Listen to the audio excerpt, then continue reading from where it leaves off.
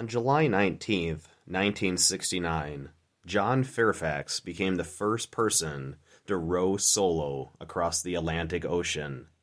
He rowed from the Canary Islands to Florida, a distance of about 4,000 miles. He used a self-righting and self-bailing boat called the Britannia. He completed the journey in 6 months. Fairfax received a message of congratulations from the crew of Apollo 11, who had walked on the moon the day after he had completed his voyage. The astronaut said, "Yours, however, was the accomplishment of one resourceful individual, while ours depended upon the help of thousands of dedicated workers.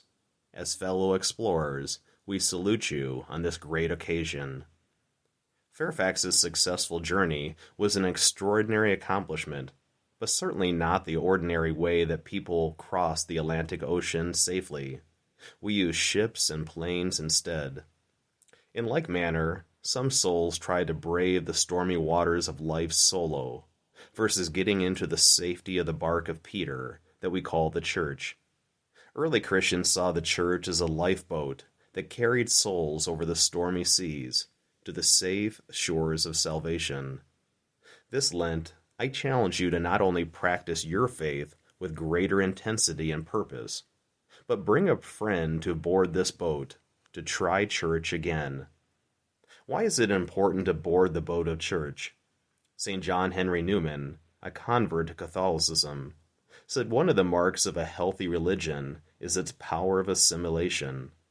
In other words, religion must take in certain healthy aspects of the world, but resist what would lead it astray from God. Assimilation is the process every living being uses. As humans, our largest organ, the skin, keeps out most of the harmful things of the world, while our mouth takes in nutrients and our lungs breathe in air, the necessities of life. But if we take in certain bacteria or viruses, or no longer take in nourishments, we die and our body decays or returns to the world. Back to the analogy of the church being a boat, we spring a leak and the boat becomes part of the sea.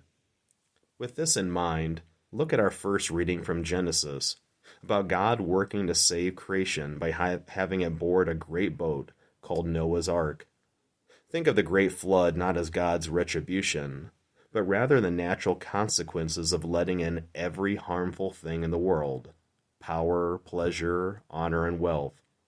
The people of Noah's time had morally drowned. Noah gathered his family and God's animals into a boat to get them to safety. He was building the ark in the middle of the desert, and he must have seemed foolish to his neighbors and even his family and friends. When we are first inviting people to board the boat or try church again, we will seem just as foolish as Noah. But inside the ark, creation was safe and journeyed to dry ground. In our gospel, Jesus was tested in the desert by the devil.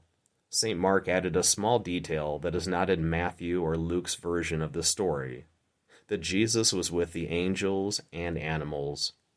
In other words, all of God's creation is on display: humanity, divinity, animals, and angels, and they are all going through the storm of temptation over 40 days.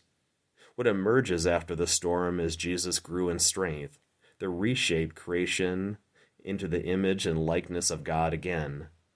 Noah's Ark did the same, protecting God's creation for the 40 days of rain and the stormy waters. When the ark encountered dry land, Noah opened the hatch to let the life out and replenish the land. It is inside the boat of the church that God is getting us safely to the shores of salvation. We buck at boarding the boat at first, because we want to row solo. But the church is the place that we go to get direction, not give direction. Through the Mass, sacraments, and unchanging teachings, we are reoriented to God, healed of our worldly wounds. We can rest from rowing and find communion with other people in God's creation. Pope Francis commented, "Our biggest hang-up to inviting people back to church is that we evangelize like we have just returned from a funeral. If Noah had not promised a greater joy by getting into the ark, then he probably would have sailed alone. The Pope continued, may the world of our time, which is searching, sometimes with anguish, sometimes with hope, be enabled to receive the good news, not from evangelizers who are dejected, discouraged, impatient, or anxious, but from ministers of the gospel, whose lives glow with fervor, who have first received the joy of Christ themselves.